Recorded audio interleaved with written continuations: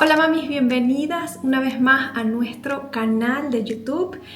Hoy les traemos un video un poquito diferente, ya que tuvimos nuestro primer evento oficial del grupo que tenemos en WhatsApp de las mamis, que somos mamis de niños con hemiparesia. Somos más de 60 mujeres que día a día nos preguntamos, nos acompañamos, nos alentamos, nos contamos nuestras penas y nuestras virtudes, incluso compartimos las cosas de nuestros hijos, y hemos creado he creado un primer evento para aportarle valor a este grupo, y es lo que voy a mostrar hoy, lo que fue ese maravilloso encuentro que tuvimos con Adelaida Blanco. Ella es fisioterapeuta especializada en neurodesarrollo y estuvo respondiéndonos un montón de preguntas que las mamis me fueron dejando, y el video está súper bonito, se los dejo a continuación y espero que lo disfruten. Pues vamos empezando, que irán poco a poco conectándose las demás chicas, así que igual este video quedará en el canal de YouTube, entonces ya lo podremos ver pues más adelante. Primero que todo, pues muchísimas gracias, Adelaida, por conectarte, por prestarnos una horita de tu tiempo y por, ayudarnos a resolver algunas preguntas muchas preguntas que tenemos las mamis en este camino, que es, bastante difícil, muchas veces atravesar. Y para las que están y para las que verán este video en diferido, pues hoy es un encuentro con Adelaida Blanco. Ella es fisioterapeuta especializada en neurodesarrollo.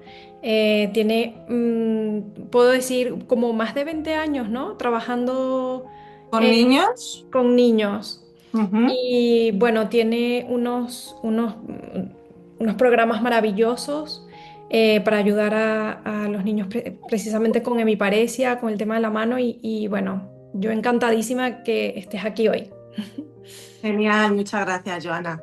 Muchas Bueno, gracias por confiar en mí e invitarme a este grupo maravilloso que al final en poquito tiempo has organizado y sí, tienes a muchas mamás ahí. sí, Así que enhorabuena también por lanzarte y formar este grupo, ¿no? sí, Hoy, al final las familias que estáis aquí, las mamás, seguramente que seáis, si no es el 100%, el 99%, pues tenéis un peque con hemiparesia y como bien dice Joana, yo hace unos años empecé a hacer un programa online de habilidad manual, que funciona, tiene muy buenos resultados, y después tengo un centro en Colmenar Viejo, en Madrid también, donde realizamos también intensivos de la marcha y de la mano. Estoy súper agradecida también porque me habéis enviado muchísimas dudas, vamos a intentar resolver todas. Y al final, si resolvemos todas, podremos abrir el micro también para poder resolver otras, ¿vale? Seguramente que muchas de las dudas que vamos a hablar, muchas de vosotras las tenéis, o sea, seguramente se puedan resolver. Y yo antes de entrar en las dudas, ¿no? Me gustaría dar unas pinceladas de, de aspectos básicos en la neurorehabilitación, ¿no? En cosas que hay evidencia y de aspectos que a mí, como acompañante a familias, me han ayudado, ¿no? Y creo que es necesario el poder empezar con ello, ¿no? sí, Muchas de vosotras seguramente habéis oído el concepto de neuroplasticidad.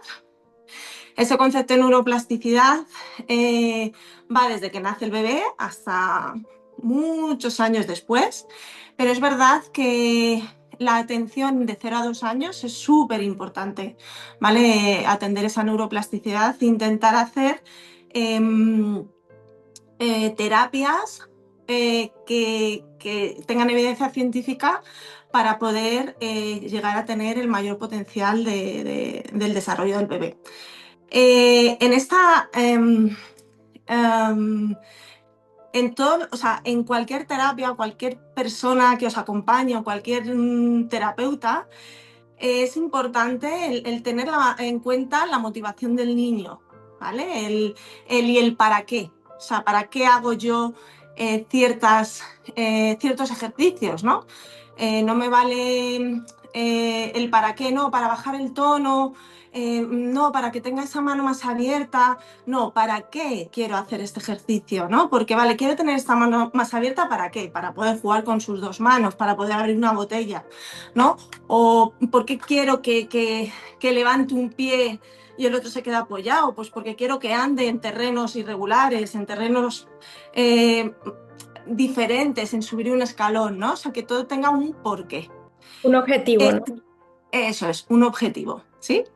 Y después está el tema de la repetición, ¿vale? La repetición, y esto se traslada a la regla 24/7, que es 24 horas, 7 días a la semana, ¿vale?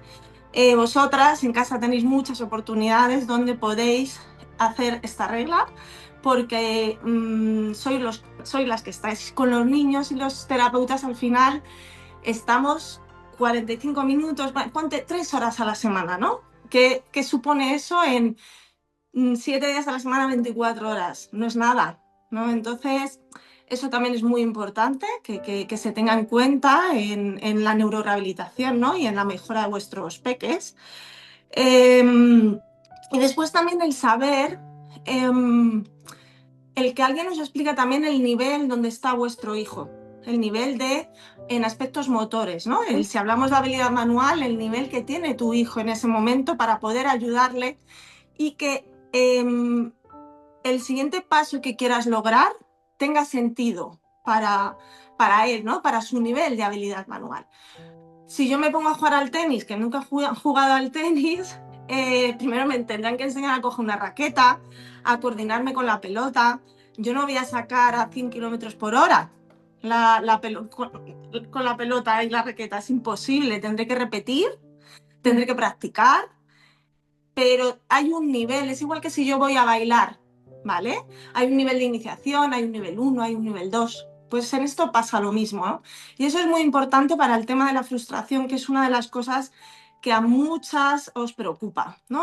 Que se frustran.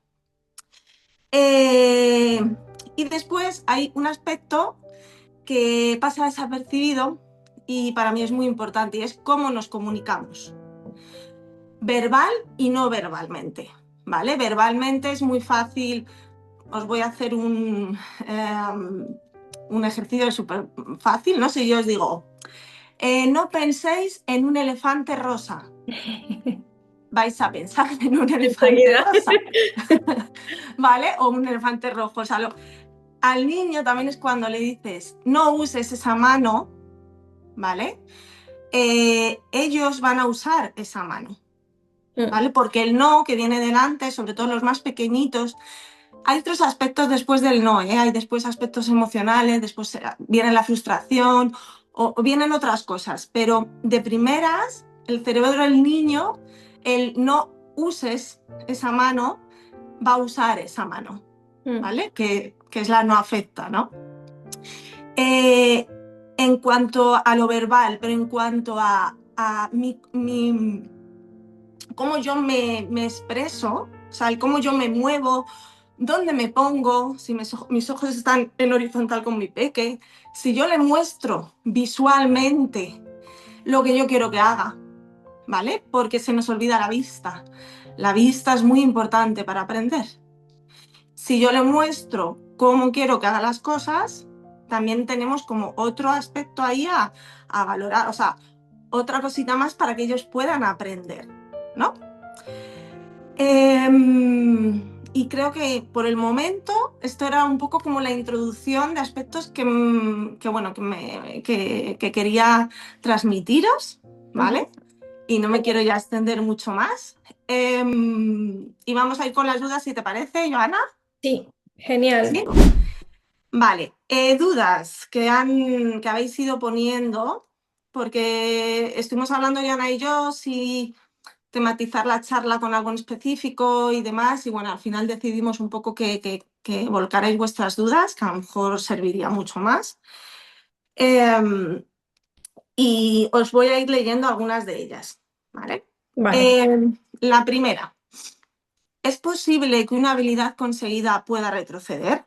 Es decir, ¿puede el cerebro olvidar esa habilidad? Si un niño logra hacer algo con la mano, ¿puede eso retroceder si no se sigue practicando? Esta me ha gustado mucho que apareciera. Eh, Esto es muy raro que suceda, ¿vale?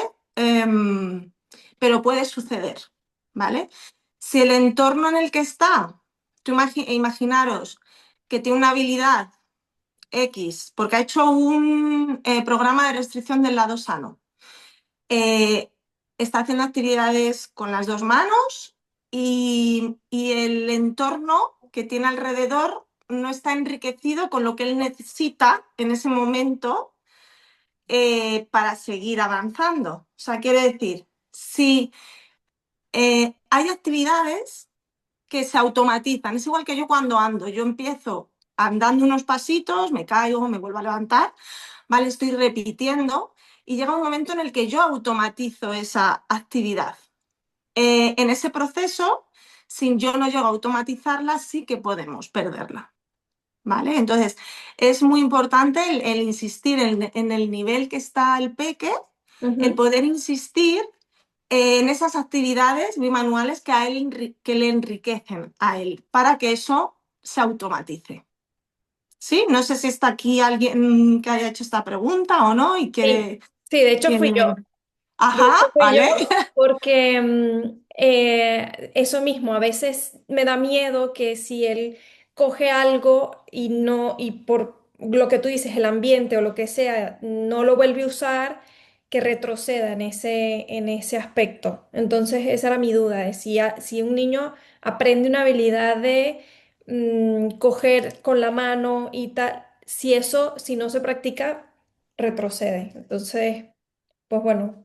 Sí, a ver, está esa parte, ¿no? Mm, Que te he hablado, que se tiene que automatizar. claro, Y después, en los niños es muy difícil porque los niños siempre están explorando, siempre están imitando, siempre están experimentando, ¿vale? claro.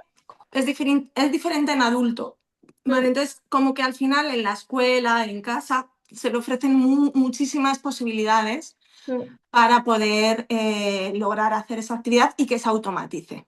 claro. ¿Y aproximadamente cuánto tiempo tarda en automatizar una, o sea, ¿existe como una regla en eso o eso es cada quien, cada Cada niño, uno. ¿no? Claro. Cada niño, porque dependiendo de la lesión de cada niño, Mm, a lo mejor un niño necesita repetir, yo qué sé, 3 semanas y otro niño necesita repetir más semanas o más horas, claro. ¿no? Es mejor hablar en horas. Sí, Mm, eso depende. O sea, la dosis de cada niño es independiente, o sea, depende un poco del tipo de lesión y del tipo de motivación, o sea, de la motivación del niño también, vale, ¿vale? genial. Vale.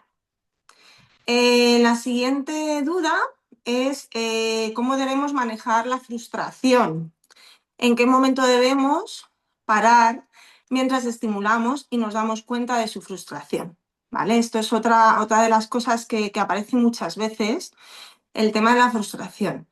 Mi experiencia en la frustración viene de la insistencia, la mayoría de las veces es por la insistencia como adultos Mm, a, eh, a que, por ejemplo, pasa mucho la frustración en las manos, ¿no? A nuestra insistencia como adultos a que use esa mano, ¿vale? Entonces, volvemos otra vez, el cómo yo me comunico es muy importante, porque si tú imagínate que te están todo el rato con la mano que no está afectada, no la uses, no la uses, con algo físico, no la uses, te he dicho que no la uses, usa la otra, ¿no? El no, llega un momento en el que, petas, o sea, no vas a usar esa mano, ¿vale? Porque no vas a usar la mano que te están diciendo y va a haber frustración porque encima la mayoría de las veces las actividades que proponemos no son del nivel del niño, Ujú. ¿vale? O muchas veces pasa que en las actividades que queremos que hagan con las dos manos no están preparados para hacer ese tipo de actividad. Hay que adaptarlas.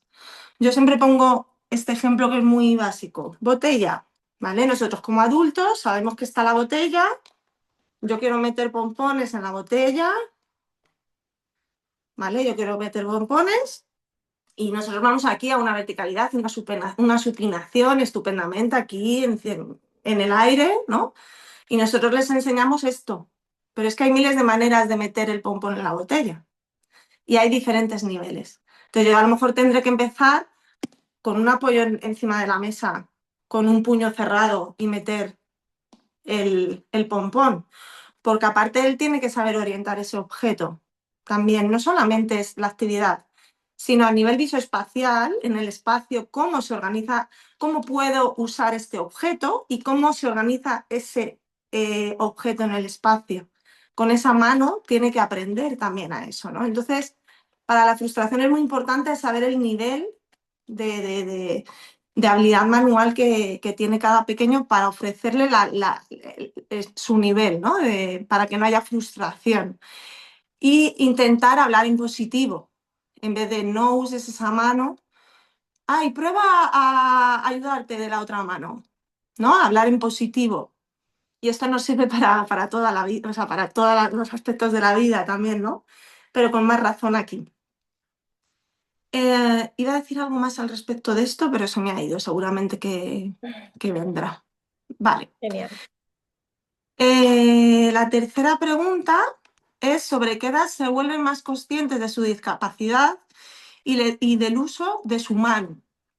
Yo, mi experiencia me dice que más o menos, dependiendo de la madurez de cada niño a nivel cognitivo, estamos hablando todo el rato a nivel motor del peque, ¿vale? Pero también tenemos que saber en qué punto a nivel cognitivo, porque hay niños también que a nivel cognitivo tienen hemiparesia y hay un retraso o hay alguna afectación, ¿no? Si no hay ningún tipo de afectación o es poquita, ¿vale? A nivel cognitiva, yo os diría que hacia los 3 4 años. O sea, son niños ya que colaboran, que les puedes pedir como cosas específicas, ¿vale? De movimientos o de actividades y suelen, suelen colaborar bastante, empezando, yo diría más hacia los 4 años. No sé si está la persona que ha hecho esta pregunta por aquí, No sé, pero a mí ¿no? me parece interesante porque justo Sebastián tiene de casi 4 y ahora es que lo veo que él está empezando a ser un poco más consciente de su mano. Pero aún así yo le digo, mira, usa la mano izquierda para no sé qué y hay veces que me dice, no, la guardo. Y como, ya creo que ya es más Sí, es más consciente de ella. consciente. Mm, Sí, los 4 añitos, diría. O sea, mm, es verdad que hay otros que a lo mejor con 3 3 y medio, pero los 4 añitos, sí, nos quedaríamos con los 4. genial. Vale. La siguiente sería el desarrollo del lenguaje en niños con hemiparesia. ¿Hasta qué edad se puede desarrollar con el apoyo de logopeda? Vale, yo es verdad, no soy logopeda, pero de la experiencia que tengo, yo diría que siempre. O sea, además a mí el tema de la comunicación es algo que tengo muchas limitaciones. O sea, quiero decir, hay tanto material para poder apoyar a los niños con dificultades del lenguaje que a mí me parece un mundo maravilloso. Y yo tengo limitaciones porque yo he estudiado otra cosa, ¿no? Y hay muchas veces que es como, ay, Dios mío, lo veo tan claro que este niño a lo mejor al principio se beneficiaría de un comunicador o de, ¿no? Hay tantas estrategias, ¿no? Que siempre creo, además en el lenguaje creo que hay mucho hay muchas herramientas, ¿no? Para poder. Vale, pero es verdad que, me repito, no, en este aspecto sí que no os puedo decir edades ni nada parecido. Pero vuelvo otra vez a la neuroplasticidad. Antes se pensaba que la neuroplasticidad era como nada al principio. No, o sea, estamos incluso como adultos, tenemos neuroplasticidad, ¿no? Y podemos seguir aprendiendo siempre, siempre, ¿no? Entonces, entiendo que esto en el lenguaje sucede lo mismo. Eh, Otra de las preguntas es, ¿el acompañamiento de terapia física en la hemiparesia, hasta qué edad es continua? No entiendo muy bien esta pregunta. Eh, Yo creo que va como a la terapia, o sea, la fisioterapia, la que es física, digamos, si tiene alguna edad en la que ya se debe dejar de hacer o la entiendo así, vale, vale. que si puede ser por Eh, siempre o en algún momento parar. vale. Eh, el apoyo en lo físico para mí es de gran importancia siempre, pero tengas en mi paresia o no tengas en mi paresia, ¿vale? Entonces, hay un momento, unos años, en los que tienes que ir a un fisio especializado en neurorehabilitación para que consiga ciertos ítems, ¿no? En el desarrollo hay que usar diferentes técnicas, tal. Bueno, yo es verdad, no sé decir una edad, ¿no? Pero yo tengo muchos chavales que llega un punto en el que esas técnicas de neurorehabilitación no son necesarias ya. O sea, se benefician más de aspectos más de ejercicio terapéutico, trabajo de fuerza que se nos olvida en el tema de la discapacidad. Algo más como de trabajo de gimnasio, ¿vale? Pero también que hay que saber, yo con muchos chavales llega un momento en el que se benefician más de eso que de seguir con técnicas de neurorehabilitación, ¿vale? Pero es verdad que no sé deciros la edad. Ahora mismo, hace poquito, hay un PEC, bueno, un peque ya que son 8 o 9 años. Eh, Ese peque yo le he recomendado, por ejemplo, que hiciera escalada, ¿vale? Para mí recomiendan mucho el agua, pero para mí nosotros estamos en un medio con gravedad, no estamos en el agua, y hay que hacer actividad física que te requiera traccionar, empujar, ¿vale? Todo ese tipo de cosas que ya son más aspectos más como de educación física, ¿no? Como más fitness, ¿sí? Entonces, para mí lo físico siempre hay que trabajarlo, ¿vale? Vale, No sé si se ha respondido. yo creo que sí. ¿Sí? Yo creo que sí. Hay unas que, bueno, la siguiente es a las 6, que si el niño puede conseguir mantener la mano abierta o normalmente la tendrá cerrada durante el resto de su vida y solo la usará cuando lo necesite. Vale, esto también depende de cada peque. Normalmente cuando hay niños que usan bastante su mano en actividades bimanuales, suelen tener la mano más abierta. Pero aquí, mira, esto es cuando con las mamás que trabajo, es un aspecto, ¿no? que preocupa, ¿no? Porque claro, tú le ves o la ves que hace más actividades con las dos manos, ¿no? Que la usa más, pero cuando no la usa la tiene cerrada. ¿No? Y es como, ay, es que ha ido hacia atrás. Pero a ver, explícame por qué ha ido hacia atrás. Pues porque es que no la usa y la tiene cerrada. Digo, pero ha dejado de hacer actividades que antes hacía. No, hace incluso más. Digo, pues eso es lo importante, ¿vale? Lo importante es que el uso vaya en aumento, ¿vale? No es tanto que tenga la mano abierta o cerrada, sino en cómo usa esa mano. Si cuando la usa la abre, ¿vale? Ahí es donde está, es lo importante, ¿no? No si la tiene abierta o cerrada. Cuando un niño aprende una actividad, normalmente esa mano está más cerrada, ¿vale? Aumenta el tono y suele estar más cerrada. Entonces, o cuando empiezan la escritura, esa mano está más cerrada. ¿Vale? Hasta que se vaya automatizando esa escritura. Por ejemplo, os pongo la escritura, pero pueden ser otras actividades, ¿no? Es como que parece que le cuesta más abrirla, ¿vale? Genial. Ahora vienen dos preguntas de la toxina botulínica, que esa en el grupo es de lo que más una de las cosas que más se comenta. Tema de si se recomienda la toxina en la mano o en el pie. Y la siguiente que también va relacionada dice sobre cuál es la mejor edad. Ay, a ver qué me pone esto que termina en 10 minutos, no entiendo por qué. A ver. Eh, si se corta la reunión, mandaré otra vez otro enlace porque me puso Vale, que había, bueno, como una restricción. Pero el tema del Botox, eso, ¿a qué edad se debería de empezar? Y si hay límite por edad o bueno, más o menos cómo lo vemos con el tema de la toxina. vale, yo el tema de la toxina, a ver, también es muy, hay que valorar, es algo muy, muy individual en cada niño, el que hay que valorar el terapeuta que le lleve al peque con el médico, que en ese caso pinche toxina, que puede ser rehabilitador o neurólogo. El tema de el tema de la toxina es verdad que es algo que es muy común que haya o sea, preocupación o si pincho o no pincho. Em,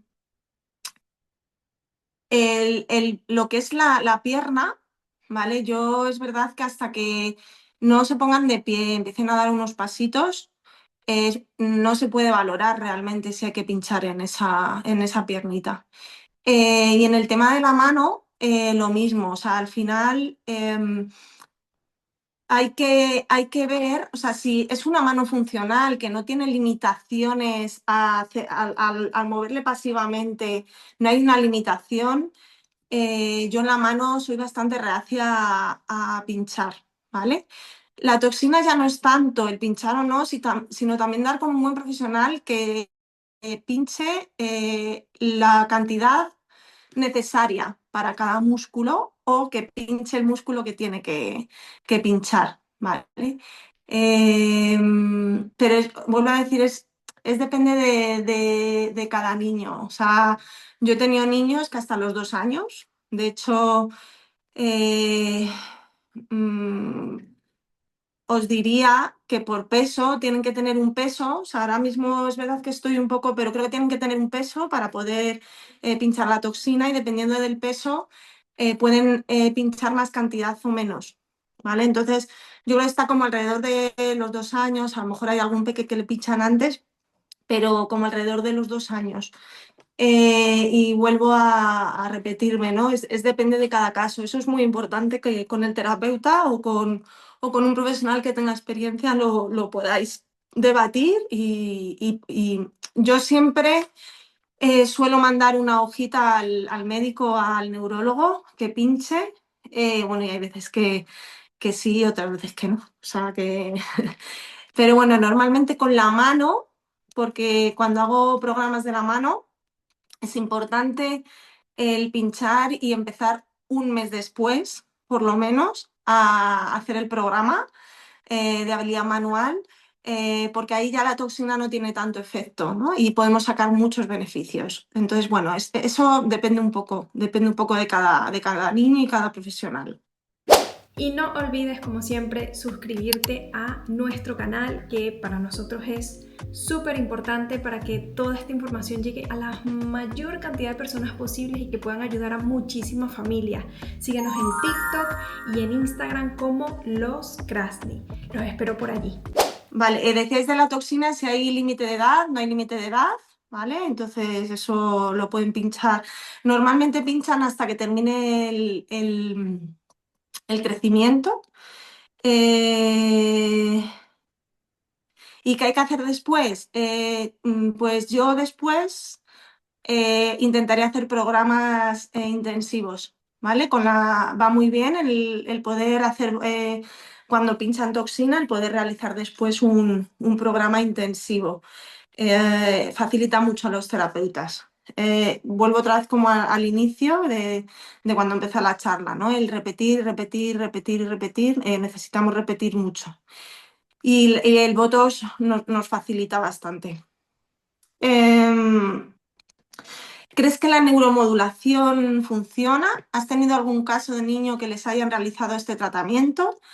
Yo no he tenido ningún niño que le hayan realizado este tratamiento. Sé que en alguna universidad han estado haciendo estudios sobre esto.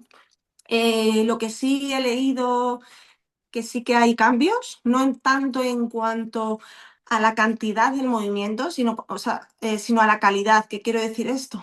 Que no es a lo mejor que si el niño está en el suelo haya un cambio para ponerse de pie, sino a lo mejor en el suelo el cómo está sentado, o sea, la calidad de cómo está sentado, ¿no? Que a lo mejor mejora en la... Ah, vale, has actualizado la reunión ya. Mejora el tronco, la posición del tronco, mejoran sus piernas, ¿vale? Pero a lo mejor no tanto en la cantidad. Y también lo que he leído es que tiene que ir como acompañado de otras técnicas, ¿no? Pero sí que es verdad que no he tenido ningún peque todavía por el momento que le hayan hecho esto. No sé, Joana, si tú conoces a alguien o no. No, Yo ¿no? no, y tampoco conozco muy bien el método, El así que método. no lo sé. Mm. Vale. Eh, Después han mandado un vídeo, pero no sé muy bien, no sé si está la persona que ha mandado. Esto lo envió Francesca y no sé, si quieres pasamos a la siguiente y luego si Vale. ponemos el video a ver qué tal. Vale, ¿cuántas veces se podría hacer terapia restrictiva? ¿Con qué frecuencia y hasta qué edad? Vale, la terapia restrictiva se puede hacer desde los 3 meses hasta los 6, 7 años. O sea, es como el momento potente para poder hacerlo.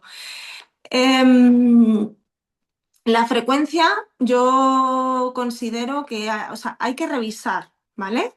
Pero normalmente con un programa intensivo al año es suficiente. Yo suelo revisar a los 6 meses para esa parte que hablabas tú, Joana, ¿no? De, ay, a ver si ha perdido habilidad, a ver Ujú. si ha perdido alguna actividad que hacía antes y ahora no hace, ¿no? Sí. Pues hago esa revisión porque sí que hay niños que del no uso, ¿vale?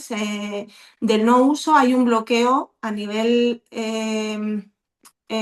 cerebral bastante heavy. O sea, quiero decir, hay un bloqueo y hay que como meter mucha dosis para poder desbloquear y que esa mano eh, o sea, forme mayor, o sea, quiero decir, esa mano funcione más, ¿no? O sea, pero son los casos en los que no se ha hecho absolutamente nada, o sea, desde bebés, ¿sí? O sea, son niños ya como más mayores. Y la edad, eso, 6, 7 años es lo que yo más o menos trabajo y donde se ven muy buenos resultados. Lo de los 3 meses a los 2 años es una etapa espectacular porque las conexiones neuronales, lo que pasa en la miparesia es, si yo tengo afectación en el lado izquierdo, va a afectar a mi mano derecha. Y después a la inversa, ¿no? Si tengo afectación en el lado derecho, voy a tener afectación en mi mano izquierda. En los primeros meses, de los 0 a los 8 meses, eh, esa conexión no es tan clara, ¿vale? Eso se va desarrollando. O sea, la conexión que hay es como más lado derecho con lado derecho y lado izquierdo con lado izquierdo, ¿vale? Y se van creando esas conexiones cruzadas. De 0 a 8 meses es muy importante porque lo que haces es que o sea, que esas conexiones cruzadas sean reales, no que haya una conexión homolateral para que ayude el lado sano al lado afectado, ¿vale? Pero puedes hacer restrictiva hasta los 6, 7 años. Genial. Vale, dime. No, genial. No sé Ah, si respondiste, Alejandra pone que su bebé tiene 9 meses, entonces que si tiene sentido hacer terapia restrictiva desde esos meses o ya dejarlo para más adelante. no, yo empezaría ya.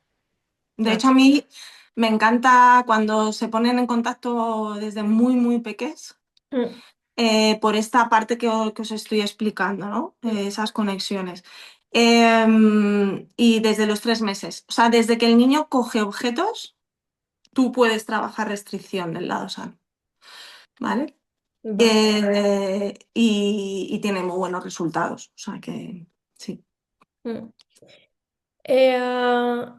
Vale, Emily pone que no sabe muy bien qué es la terapia restrictiva, que ya viene desde Ecuador. Vale. La terapia restrictiva, la terapia restrictiva, restricción del lado sano, lo que dice es restringir su lado que no está afectado, o sea, su manita que funciona, restringirla, ¿vale? Para que pueda usar su mano no dominante, en este caso la afectada. ¿Vale? Entonces se restringe de muchas maneras. Se puede poner un guante con un cartón, se puede restringir por dentro del body, se puede poner un pañuelo, se puede poner una férula de yeso, ¿vale? Para que no use esa mano. Y con la restricción a mí me ha venido, hay que tener cuidado, ¿vale? Hay opiniones para todo, Mm, pero aquí volvemos otra vez a lo mismo.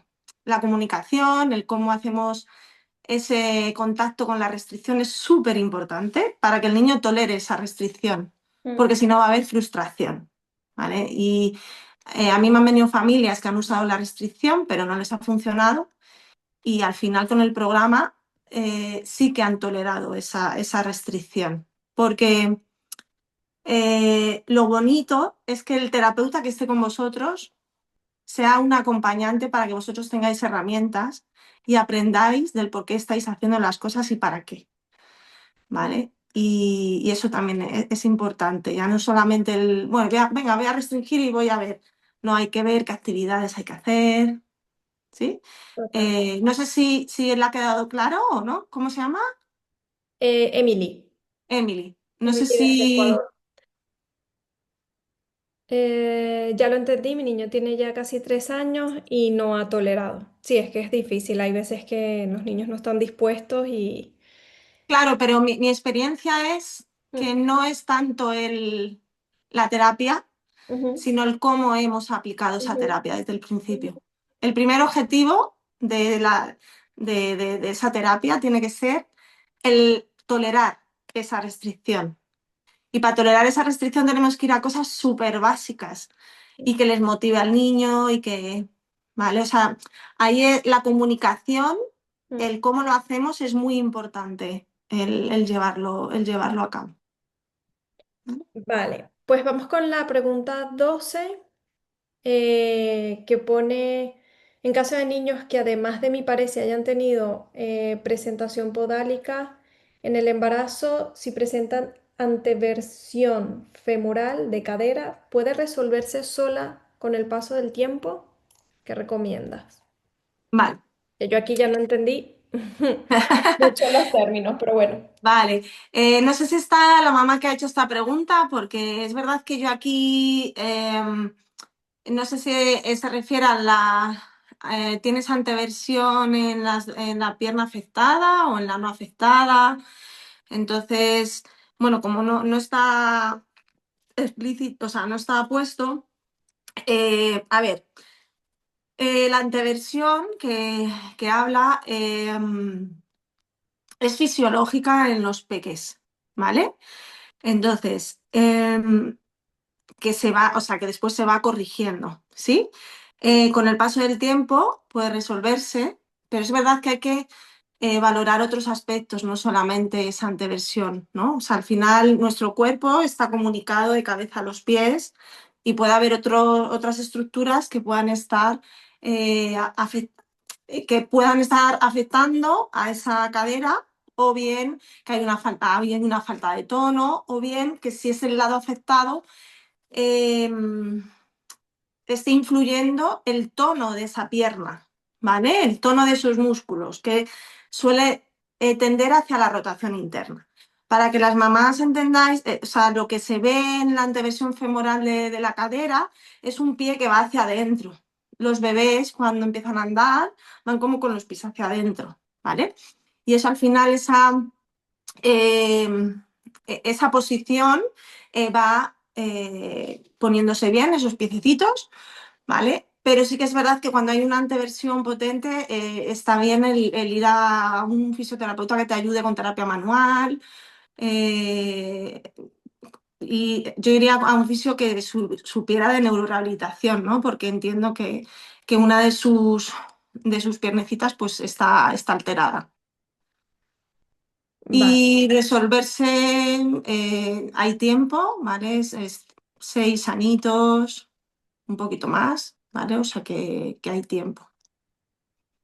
genial. Luego la 13 va más o menos en el mismo, sobre el mismo tema. Si son útiles los desrotadores o hay Ujú. algún dispositivo, ortesis que pueda ayudar. Vale, los derrotadores sí, son útiles. Aquí además entiendo que será, yo lo he usado en algunos peques y funcionan, ¿vale? Son unas cinchas que van adheridas así a lo que es la piel para poder rotar hacia afuera, ¿no? Y que el apoyo sea hacia afuera. Dependiendo en qué punto esté el niño, porque si el niño no anda todavía, se pueden usar bipedestadores, ¿vale? De escayola o yo usaría de escayola, porque la mayoría de los niños la marcha la van a adquirir. Fortalecimiento muscular de la parte más del glúteo, ¿no? Del culete, para que no me entendáis todas. La terapia manual, higiene postural, la posición de esa estación de W, que os lo habrán dicho muchas veces. Mm. Cuando es continua, esa te lleva a una anteversión, ¿vale? Entonces, no pasa nada cuando es de transición, o sea, que niños que se ponen, se vuelven a poner en otra postura, ahí no pasa nada, pero niños que permanecen mucho en rotación interna, o sea, lo que es la posición de W, eso sí que es, la higiene postural es súper importante Mm. tenerla en cuenta. Genial.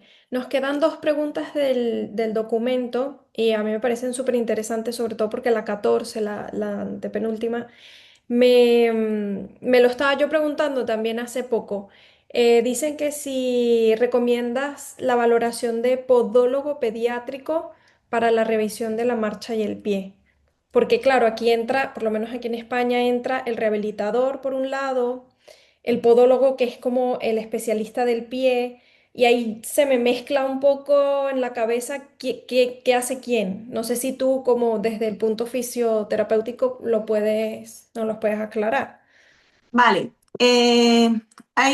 Sé que dices pie y tal, y parece que tiene que ser el podólogo, pero hay muchos Ya. fisios que han hecho estudios maravillosos de la marcha Ah, para valorar este tema, ¿vale?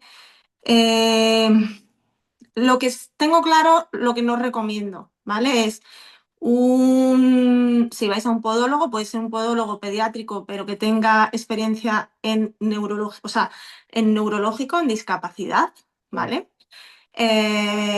Y cuando son estudios en estático, ¿vale?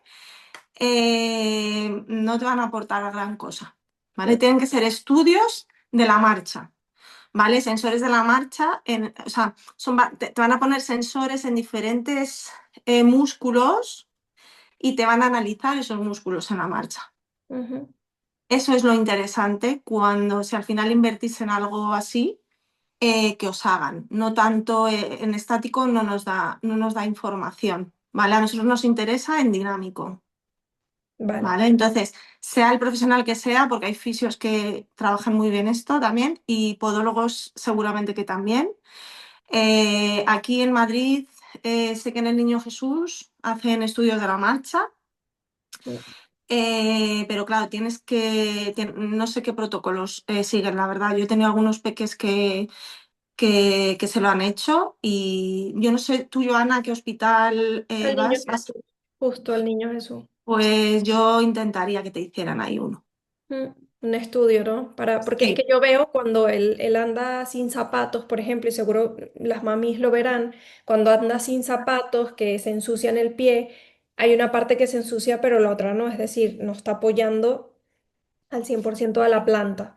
claro, claro, volvemos, o sea, está guay el estudio de la marcha y tal, pero es que en esos momentos habría que valorar si poner una plantilla, claro. si poner un DAFO chiquitito para poder el calcáneo posicionarlo mejor. Es que por eso, justo en ese momento es cuando entra, por lo menos en el Niño Jesús, la rehabilitadora, que ella manda el DAFO y entonces ella con el DAFO que le mandó hace que el pie vaya más recto y le posicione el pie en la forma correcta.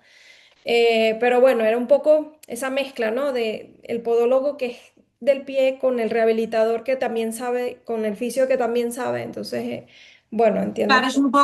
es un poco, y te entiendo en este aspecto porque hay muchas veces que no, o sea, no sabéis qué hacer, porque uno es Claro.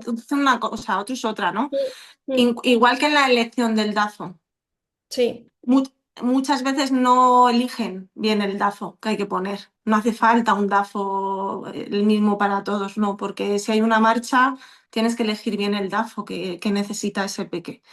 Pero sí que es interesante, te dan muchos datos el hacerle un estudio de la marcha. ya, vale, genial. ¿Vale? Bueno, pasando a la última pregunta, porque ya nos quedan 14 minutos de llamada y bueno, para Bueno, un poquito que más, no pasa tengamos... nada. Pone que si recomiendas equinoterapia en niños con hemiparesia. Sí, sí, lo recomiendo. Me gusta mucho la quinoterapia porque a nivel vestibular, o sea, del equilibrio, o sea, lo vestibular es el líquido que tenemos en los oídos, ¿vale? Para poder equilibrarnos. Ujú. Nos da información de la posición de la cabeza, del tronco, ¿vale? Y el control ese me gusta mucho. Y a nivel de caderas me gusta. Sí, Vale. sí, o sea, yo sí lo recomiendo. Vale, bueno, ahora si alguna mami tiene alguna pregunta, nos puede decir. Yo voy a comenzar con una, que es el método Boita. Yo soy defensora del método Boita porque se lo aplicaron a Sebastián desde muy chiquito porque nació en la República Checa y ese es fijo, ese método, pero muchas mamis tienen muchas dudas sobre este método. En Latinoamérica, por lo general, no hay muchas personas que sepan de esto, pero por lo menos aquí en Europa sí que está un poco más extendido el uso de esta terapia. Y me gustaría saber, pues, desde tu punto de vista, que has trabajado con muchos niños con hemiparesia, si el Boita realmente es una terapia que funcione, que... Porque, bueno, aquí las mamás tenemos muchas, las que lo hemos usado o aplicado, tenemos, o sea, yo soy defensora, pero al mismo tiempo yo la pasé muy Sus mal con la terapia. contradicciones. Entonces, existen muchas contradicciones. Sí, sí. O sea, entiendo las contradicciones, ¿no? Es una terapia dura, es una terapia muy dura, eh, porque además es una aplicación, o sea, es como muy, muy exigente, ¿no? Todos los días, o sea, X veces, estas posturas, estos puntos. El niño llora, ¿vale? Porque aunque digan que no llore, llora, la mayoría de las veces llora, o sea, Sí, por sí. muy suave que lo quieras hacer, Mm, porque estás resistiendo movimiento en una postura que dice el niño, pero ¿qué me estás haciendo aquí, no? exacto. Así, ¿no? O sea, es así. Hay que diferenciar en la terapia. Bueno, quien no sepa ahora la terapia Boita consiste en una activación lo voy a explicar así muy, muy simple, pero es una activación de ciertos puntos en el cuerpo con una postura concreta, ¿vale? Entonces tú resistes esa postura, ¿vale? Y activas esos puntos. Y salen patrones de movimiento que son necesarios para gatear, para la marcha, para enderezar el tronco sentado, para ponerme de pie, ¿vale? Eh, entonces es una terapia dura, ¿no? También quiero dejar claro, y después yo ya doy mi opinión, eh, eh, que la evidencia científica que hay sobre el Boita no es grande, es más bien básica, ¿vale? No, hay ahora, con la evidencia científica no está ni en el semáforo en naranja ni en el semáforo en verde, ¿no? Hay mucho por investigar todavía de la técnica y esto, dejando todo esto claro, eh, yo soy terapeuta Boita, lo he aplicado mucho, ¿vale? Y lo seguiré aplicando. Ahora es verdad que actualmente no me vienen niños muy pequeñitos, ¿vale? Y después también, aunque me vengan, eh, yo doy opciones, ¿vale? Probamos, vemos, tal. Por mucho que yo como terapeuta diga que es lo mejor del universo, si esa familia por X circunstancias no puede hacer la terapia, no pasa nada porque hay otras cosas. ¿Funciona? Sí, para mí sí, pero hay que mirar el coste-beneficio. Muchas familias lo que hacen es, empiezo, empiezo un tiempo, ¿vale? Y después ya dicen, mira, esto no es sostenible para mí, ni para mi familia, ni para mi hijo, ¿no? Puede haber beneficios, pero no. Incluso hay terapeutas que dicen, pues mira, no vamos a hacer parón y vamos a ver otras cosas, ¿no? El obcecarse como terapeuta a una terapia solo, no lo veo, pero resultados en calidad, eh, hay muchos resultados, ¿vale? Sí, Esa es mi experiencia. y mi experiencia de mamá, que lo sufrí mucho porque yo lloraba ver a mi hijo llorar, pero luego me he dado cuenta que cuando lo han revisado rehabilitadores o otros fisioterapeutas en diferentes centros aquí, me dicen, o sea, el tono muscular está muy bien trabajado, esto se nota que ha habido boita en este niño, porque él hizo, desde verdad, desde la semana 1 que nació, ya le estaban aplicando el boita en el hospital. Eso se nota mucho en el eje, en el tronco, Mm, ¿vale? ujú. En el control del tronco. El tronco es el centro y después ya van las extremidades, cabeza, brazos, pies, ¿no? Y en el tronco es una barbaridad. O sea, en la calidad para después poder, para después conseguir otras cosas, ¿no? Y sí, sí. Bueno, no sé si alguna otra mami quiere comentar. Mira, aquí ponen, ¿con niños de 3 años lo aplicarías o ya son mayores el método Boita? No se podría aplicar. Sí, De además hecho, ¿hasta con qué edad tres más a... o menos? ¿Hasta ¿eh? qué, o sea, hasta qué edad más o menos? Porque eso también yo sí tengo dudas. ¿Hasta qué edad se puede aplicar Boita? Que yo sepa, o sea, Puedes se aplicar todo lo puede que quieras. toda la vida. De hecho, Claro. en adultos, En en daño adulto. cerebral adquirido, también se aplica. Mm, Incluso en trauma. Yo en trauma no tengo experiencia de nada, pero en trauma algunas veces también lo aplican. ya. No tiene nivel de, o sea, de edad. Es verdad que es más fácil antes, por la plasticidad, vas a conseguir otras cosas. Pero a la pregunta que es 3 años, 4, yo he tenido chavales, ¿vale? Que no tenían parálisis cerebral, era un síndrome, y aplicarlo a lo mejor desde los 3 4, ponerle la postura, explicarles, cuando hablábamos antes, cuándo son ellos más conscientes, que Ujú. participan más, en esas edades 3 4 se puede hacer. Pero claro, depende. O sea, otra vez volvemos, Sí. coste-beneficio, ¿cómo es esa balanza? Sí, bueno, una última pregunta y ya vamos a cerrar. Claudis, que la puso ya antes también. No sé si tú nos puedes ayudar con un par de tips. ¿Cómo le podemos ayudar a dejar el pañal al niño si todavía no habla? No sé si esta parte Uf, pertenece. aquí me pillas, pero ¿qué edad Ya. tienen? No pone la edad. No sé si Claudia nos Vale, quiere decir qué edad tiene el niño, pero en todo claro, caso, yo creo que hay que empezar por trabajar 3 años, 3 años. trabajar la motricidad para que se pueda bajar, ¿no? Así empezamos nosotros a trabajar esa parte, porque si ellos no saben todavía bajarse el pantalón, es muy difícil enseñarles a dejar el pañal.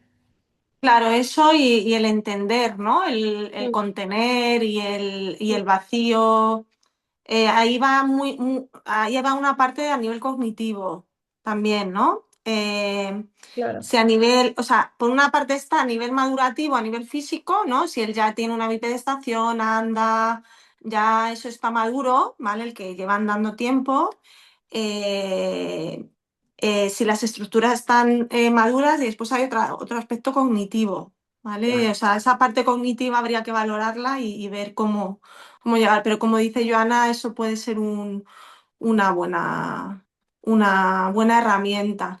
Al final lo que hacen también, pues eso, pues aunque no hagan, pues ponerles cada X tiempo para hacer pipí y demás, pero es verdad que ahí no os Claudis, puedo ayudar mucho. Claudis, yo estoy justo en ese momento y fíjate, Sebastián tiene todavía, o sea, ya va para 4 años en 2 meses y aún trabajamos el tema de bajarse el pantalón, que como no usa su mano izquierda y le cuesta. Él ya controla el pis, pero la caca nada. No quiere hacerlo y eso es un tema que me han explicado que es cognitivo, que es madurativo, que hasta que Sí, él no lo internalice y sepa que eso se hace en el váter o en la poseta o como le llamemos, pues al final hay que ir a su ritmo. Pero sí, yo te después, recomiendo es lo que dice Adelaida, pues ir como usando, tener como un váter pequeño para ellos, ir, por lo menos en mi caso, antes del baño, jugamos a bajarnos el pantalón para hacer pis en el... Y aunque no lo haga, ahí va un poco relacionando el tema de hacer pis en un sitio que no es el pañal. Pero y bueno, después hay otra cosa. Estamos hablando del pis, pero ahora has metido el tema de hacer caca, ¿no? Suelen tener estreñimiento la mayoría de sí, los peques y el hacer caca no les mola. O sea, no. Y eso es. de hecho, la mayoría de las veces, Mm. eh, si se analiza en la postura que están haciendo caca, están inestables, los pies están en el aire, Mira, ¿vale? eso, Sebastián se acuesta en el suelo, pone los piecitos arriba Y ahí es donde hace. y ahí es donde hace y le digo, o sea, yo digo, para quitar esta maña o esta manera va a ser súper difícil porque es que él no Claro, quiere. porque claro, él asocia además que es algo difícil, Sí, sí. ¿vale? Entonces el tema de la caca ya es otro tema, porque ese estreñimiento le suele pasar a muchos Ujú, niños. ujú. Pues ahí, bueno, está la alimentación, la postura, probar otras posturas, otras cosas, ¿no? Pero al final lo van a terminar haciendo, o sea, de verdad.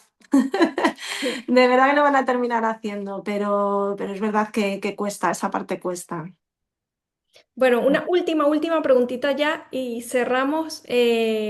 Pone si se pueden prevenir la escoliosis, si hay algún ejercicio que pueda ayudar a prevenir la escoliosis. Sí, la escoliosis se previene desde bebé hasta, hasta bien mayor, ¿no? O sea, al final la escoliosis aparece por esa asimetría, esa diferencia de movimiento de un lado y otro, Ujú, ¿no? Entonces se previene, sí, o sea, al final todos los ejercicios que se hagan de que haga el terapeuta físico con el que estéis a nivel motor grueso, de esa simetría, de intentar pues que apoye los dos pies por igual. ujú. Eso es súper importante. Y lo que va muy bien y cada vez me sorprendo más, el trabajo de los miembros superiores, de las manos, es súper importante para ese tronco, Ya, ¿vale? Los niños al final, tarde o temprano con mi pareja, la mayoría andan, ¿vale? Pero la mayoría su brazo no se ha desarrollado como su pierna, ¿no? Y son niños que van andando y tienen aquí el brazo, ¿vale? Todo esto lleva a la columna a tener malas posiciones, ¿vale? Y yo en el trabajo que se hace de habilidad manual tiene una repercusión enorme en el aspecto grueso motor y en la escoliosis, ya. ¿vale? En no coger esos vicios, ¿no? Entonces al final es neurorehabilitación y bueno, pues la terapia física eh, que estáis haciendo o que estéis buscando, ¿no? Bueno, pues ya es la hora de cerrar esta reunión. Yo agradezco muchísimo, Adelaida, que te hayas conectado, que nos hayas regalado todo el conocimiento en esta hora, que nos hayas resuelto muchas dudas de mami. Esto, como digo, va a quedar grabado y lo vamos a subir luego ya. Paso el link por si quieren volver a escuchar y volver a ver sobre el tema de las preguntas que se hablaron hoy. Y Bueno, solo para comentarles que el siguiente evento el próximo mes ya lo tenemos zanjadito, ya lo tenemos hecho. Y quería mostrarles que vamos a tener a Adrián Sánchez, no sé si tú lo conoces, Adelaida, él es un chico que, bueno, él tiene mi paresia, además es psicólogo, tiene mucho éxito en las redes sociales, habla mucho sobre el tema de su discapacidad y del tema de la psicología y creo que nos va a venir súper bien. Qué Y bien. ya esta es la otra cara de la moneda, ya cuando el niño está grande, ya es un adulto, ya ha pasado por todas las terapias, ha pasado por todos los momentos, porque él tuvo también mi pareja desde nacido y nos va a contar desde su punto de vista cómo ha sido su vida y bueno, estoy segura que a las mamás nos interesa muchísimo saber cómo es la vida de una persona ya adulta y que nos cuente pues todo lo que ha vivido. Entonces, esto va a ser el 9 de noviembre. También el registro ya está disponible en la página web, lo voy a pasar por el link y bueno, decirle a todas las mamis que recuerden seguir a Adelaida en su Instagram, la pueden escribir. Ella tiene sus programas online que yo estoy pendiente de hacer uno con ella. Me interesa mucho trabajar y mi marido también siempre hemos querido hacerlo y lo vamos a hacer si Dios quiere el año que viene. Entonces, su Instagram es AD Blanco Fisio Infantil. Y bueno, por favor, síganla. Ahí lo tienen, ya lo puso en el chat también. Síganla y bueno, muchísimas gracias una vez más por haberse conectado. Y bueno, ya nos vemos en la próxima y les mando un besito muy fuerte a todos. Muchas gracias, Ade. A ver qué estás ahí Es que estoy escribiendo. escribiendo el correo por si Muy acaso. bien, genial. Pues ahí está el correo. Perfecto, adelblancomartin@gmail.com. eso es, fenomenal. Bueno, muchas gracias, Joana. Un Nada, muchas gracias saludo, a ti. Un gracias. saludo, Hasta chao. luego. Y este fue el maravilloso encuentro que tuvimos con Adelaida. Espero que les haya gustado. Si quieres pertenecer al grupo de WhatsApp, escríbeme en los comentarios, mándame tu número de teléfono junto con el código de país para que yo te pueda agregar al grupo. También lo tenemos en la descripción de todas nuestras redes sociales de cómo te puedes unir a este grupo y bueno, te esperamos. Si eres una mami que eres mamá de un niño con hemiparesia, pues escríbeme y te añado al grupo y verás que este tipo de eventos son lo que hacemos aquí en este grupo para darnos valor a todas. Son eventos gratis y bueno, pues nada, las espero por ahí. Bye. A ver, me puedo guindar en el pelo. O me puedo poner un ganchito.